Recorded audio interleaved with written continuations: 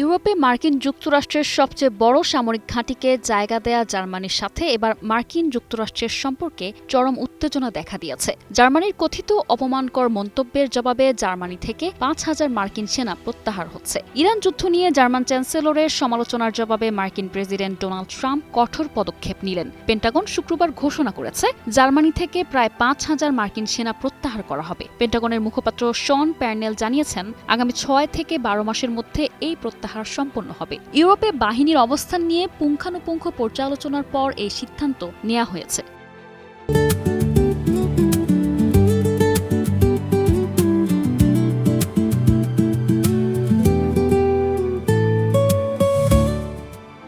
সম্প্রতি German chancellor Friedrich Merz high স্কুলের শিক্ষার্থীদের সামনে বলেন, ইরানি নেতারা আমেরিকাকে অপমান করছে। আমেরিকার স্পষ্টতই কোনো কৌশল নেই। তিনি ইরান যুদ্ধকে আফগানিস্তান ও ইরাক আক্রমণের মতো অবিবেচক পদক্ষেপ বলে আখ্যা দেন।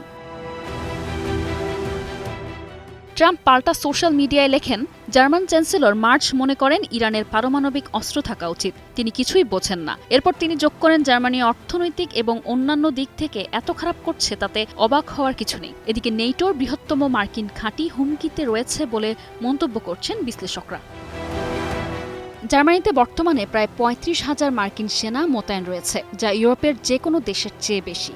সেখানে রয়েছে র্যামস্টাইন বিমান ঘাঁটি। এদিকে ট্রাম্প আগেই হুমকি দিয়েছিলেন, ইরান যুদ্ধে পর্যাপ্ত সমর্থন না দেওয়া ইউরোপীয় দেশগুলো থেকে সেনা প্রত্যাহার করা হতে পারে। স্পেন ও ইতালিও তার বিবেচনার তালিকায় রয়েছে। নেটো মিত্রদের না জানিয়ে ইরান যুদ্ধ শুরু করার পর থেকে ইউরোপীয় দেশগুলোর সঙ্গে ট্রাম্প প্রশাসনের সম্পর্কে ক্রমাগত অবনতি হচ্ছে। বিশ্লেষকরা বলছেন, ইরান যুদ্ধ এখন শুধু মধ্যপ্রাচ্যের সংকট নয়, এটি পশ্চিমা জোটের সবচেয়ে পুরনো এবং মজবুত সম্পর্কগুলোকেও ভেতর থেকে ভেঙে দিচ্ছে। News desk, ২১ television.